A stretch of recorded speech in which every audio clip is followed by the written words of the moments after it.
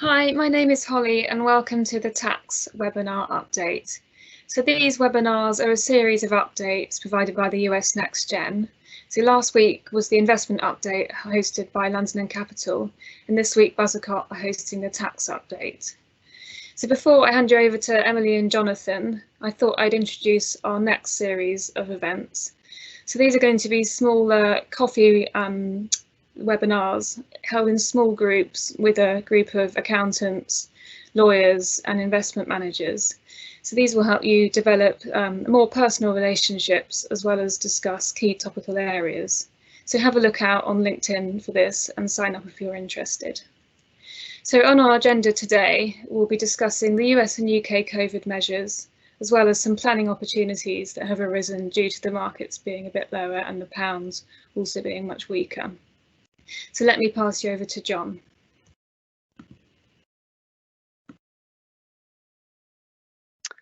Hi everyone. So first of all, as you may have heard in the news, the US have recently been sending out US economic stimulus payments. So what these are is, if you are a US person, and these also include green card holders, they're eligible for a one-off payment of up to $1,200, and then also $500 if they have any eligible dependents. And the way that this is determined is it's entirely income based upon their most recently filed tax returns. So the US being calendar year filers, so they've presumably filed their 2018 returns and were currently preparing 2019 returns. And they simply just look at whatever their total income was for the year and test it against certain thresholds. So one of the other things about the US is that, unlike the UK, you are eligible to file jointly with a spouse, and there's other filing items such as head of household, which is simplistically you file by yourself but you have a dependent.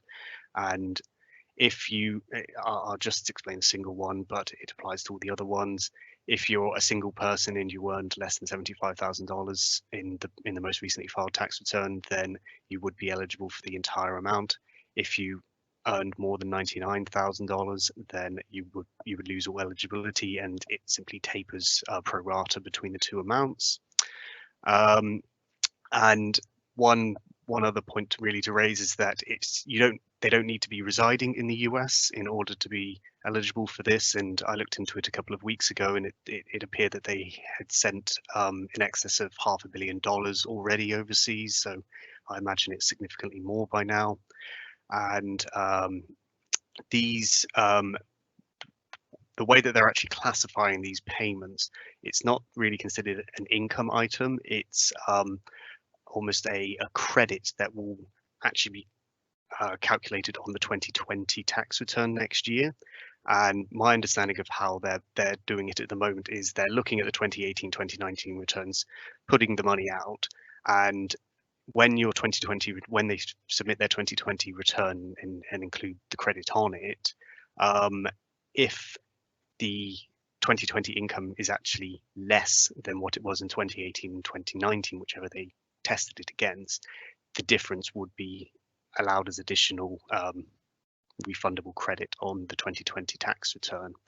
And so that's simply that. And on the next page, the most significant change that we have seen in terms of US tax preparation at the moment is the pretty much blanket extension of fundamentally all US filing and payment deadlines that would have fallen from the 1st of April through to mid-July have all been extended to the 15th of July this year. So with the US, them being calendar year filers, their initial filing deadline is the 15th of April. If you're residing overseas, it's the 15th of June. But they have just said they've just automatically given everyone extensions to the 15th of July. The most useful part of this is that even if extensions of filings have been granted, the tax was still due on the 15th of April. So we were often preparing returns several months later because documents get released later, and we would have to include several months worth of interest. late payment interest with any US tax payments due. They've also extended the payment deadline from the 15th of April to the 15th of July as well. So that's a significant help to some taxpayers out there. And they, similar to the UK with payments on account, the US does have the concept of estimated payments towards the next tax years as well, except they're quarterly rather than 50%, 50%. And two of the quarters, the 15th of April and the 15th of June, have also been extended to the 15th of July as well. So that's of significant help to some clients as well. Most states have acknowledged this federal extension as well, and as well as payment extensions. So, but especially the states that we use and see quite a lot, we have been extended as well. But I imagine there must be some states out there that haven't acknowledged this, but I'm not immediately aware of any. And as the first point also mentions, it's most of the US filings. So the corporate filings, estate filings, gift tax filings have all been extended from 15th of April or whatever they were in between this, all the way to 15th of July.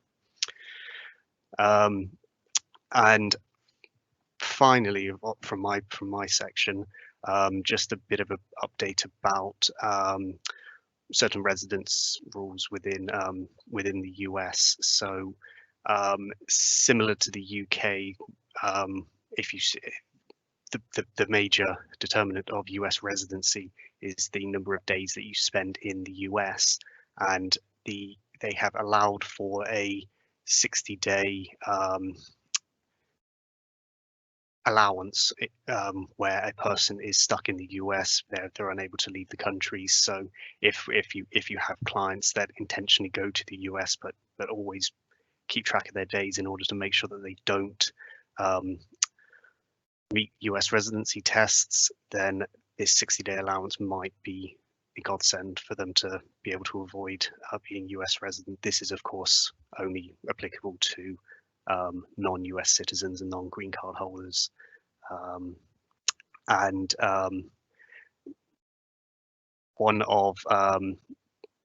One of the major allowances that US people filing US tax returns have when they're working in a foreign country is something called the foreign earned income exclusion.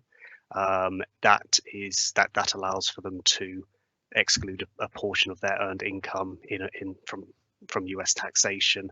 That is also day counting tested, and you have to have been spending a certain amount of time outside of the US in a calendar year in order to qualify for that exclusion. They've allowed they've introduced an allowance to say that you would still allow you can still qualify for the exclusion if even if you're not residing in a foreign country. So I will now pass you over to Emily, who will talk through some of the UK measures. Good afternoon, everyone. Just a quick admin point before I get going with this stuff. Hopefully you will have noticed, but there is a Q&A section that you can use. If you move your mouse, you can then click on the two little text boxes. Any questions you've got for Jonathan, myself or Holly, pop them in there, and then hopefully we'll have some time at the end to have a look at those. So moving on to the COVID measures in the UK, there have been a variety of reliefs announced by the government in light of coronavirus. These started with announcements made by Rishi Sunak at the budget back in March. One of the major schemes that was announced is the Job Retention Scheme. Under this scheme, the government have agreed to provide employers with a grant of up to 80% of an employee's salary, capped at £2,500 per month, but they will also cover any associated employer NIC costs and any minimum auto-enrolment pension contributions. It's only applicable to employees who were employed prior to the 19th of March, and it was announced yesterday that the scheme is going to be extended all the way through to October. Important for any of our self-employed clients is the Self-Employed Income Support Scheme. This scheme entitles individuals to payments equal to 80% of their profits, up to a cap of £2,500 per month again, to cover 3 months. The payments they're hoping to be made in early June. However, those with annual or 3-year average profits that exceeded £50,000 aren't eligible for any support at all. Neither are those who weren't trading before the 6th of April 2019, the latter point being HMRC's attempt to reduce fraud in relation to the scheme, as those who began trading after that date will not have yet had to file a self-assessment tax return. The Coronavirus Business Interruption Loan Scheme was announced as an attempt to encourage lenders to continue to provide finance to SMEs. The British Business Bank is guaranteeing up to 80% of loans and overdrafts up to £25 million. Something that may be a bit more personally relevant to us is the home working provisions, for which there are a few different aspects. Firstly, you've got the £6 a week payment that employers can make to us employees to cover reasonable additional household expenses being incurred in relation to working from home as a result of the pandemic. The payments are tax and NIC free for employers, but there is no obligation for them to make them. Alternatively, employers have the choice to claim for a deduction of any employee home working expenses under the normal wholly, exclusively and necessarily tests. Secondly, if an employer is providing equipment such as second screens or laptops to employees solely for work purposes, these aren't taxable. However, if the employee ourselves purchase equipment which is later reimbursed by the employer, that is a taxable reimbursement. Lastly, the government has amended regulations to allow up to 4 weeks of unused leave to be carried forward into the next 2 leave years. Possibly sadly for us, this isn't a guaranteed thing, and allowing the carry forward is entirely up to each employer's discretion. Moving on, relief is also being given to taxpayers in the UK by the extension of various deadlines. Obviously, the UK has far fewer deadlines than the US, so I've only got 2 to comment on here. The extension of payments on account from July to January is an automatic extension. No application needs to be made for that, although one thing worth considering is whether there will be any potential cash flow issues for our clients, who may also have balancing payments due in January 2021, due from the 2019-20 tax year. VAT payments. So VAT payments such as quarterly payments, they can be deferred, but not any import VAT or VAT MOS payments. Neither has there been any extension to the due dates for VAT returns in the same period. Lastly, given the shutdown of global travel, I know myself have had a few clients concerned about the tax impact of being stranded either in the UK or the US. For the UK side of things, for an individual, tax residence is determined by the statute of residence test. It's a complicated beast, but the number of UK days that a client has in a tax year is obviously key.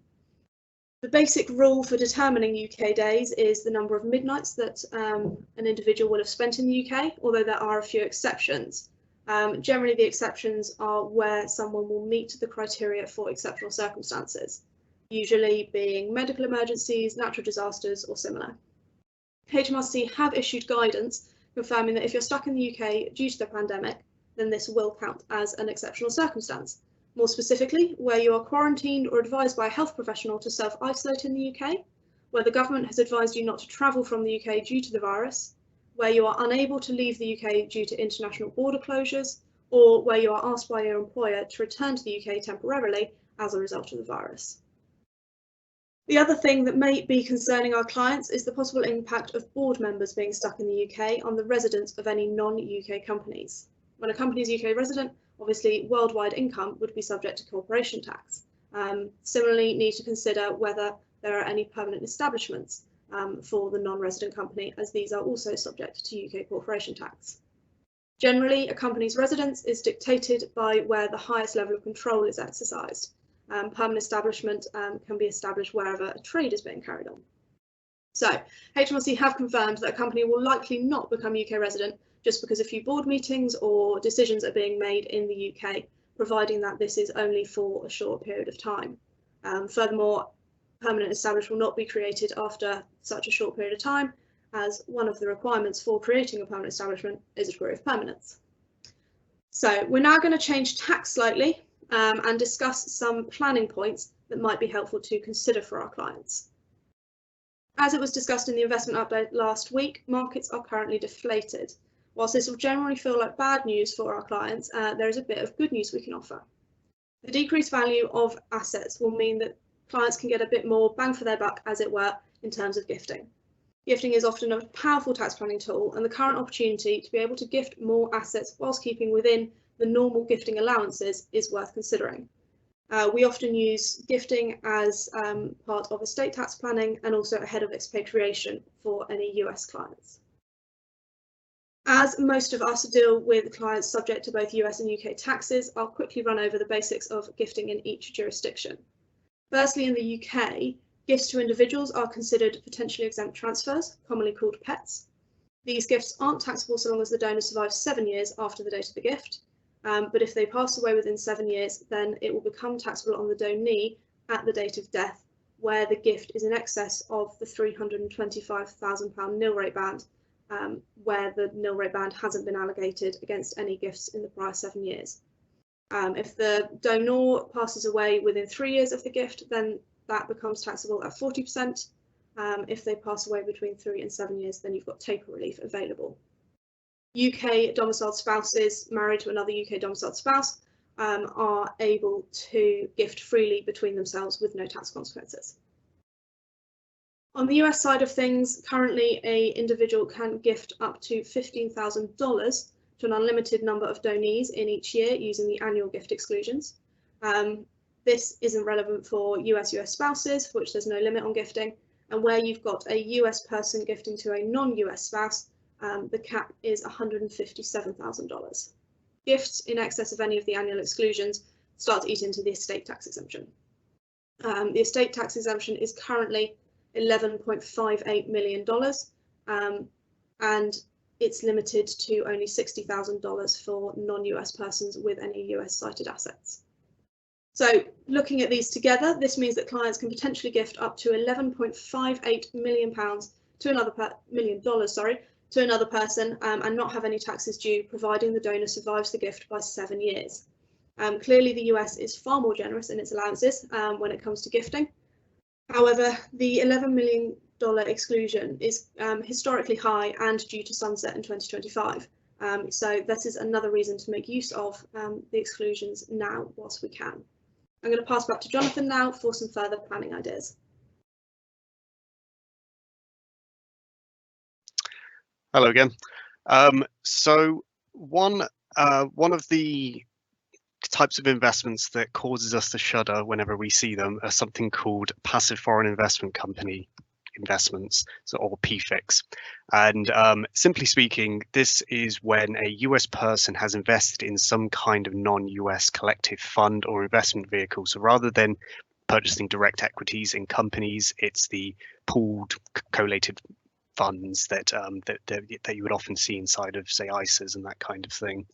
And from a US perspective, this causes additional filing compliance on their tax returns, can cause adverse tax consequences with the underlying income that's being generated by the investments, and then finally, when it's subsequently disposed of, if it's sold at a gain, then this can lead to interest and penalty charges on top of any kind of taxes associated with just the gain itself. So some of our clients do have them. We obviously cannot provide investment advice, but we just tend to tell them the adverse tax consequences of it, and then they decide whether or not they want to keep them.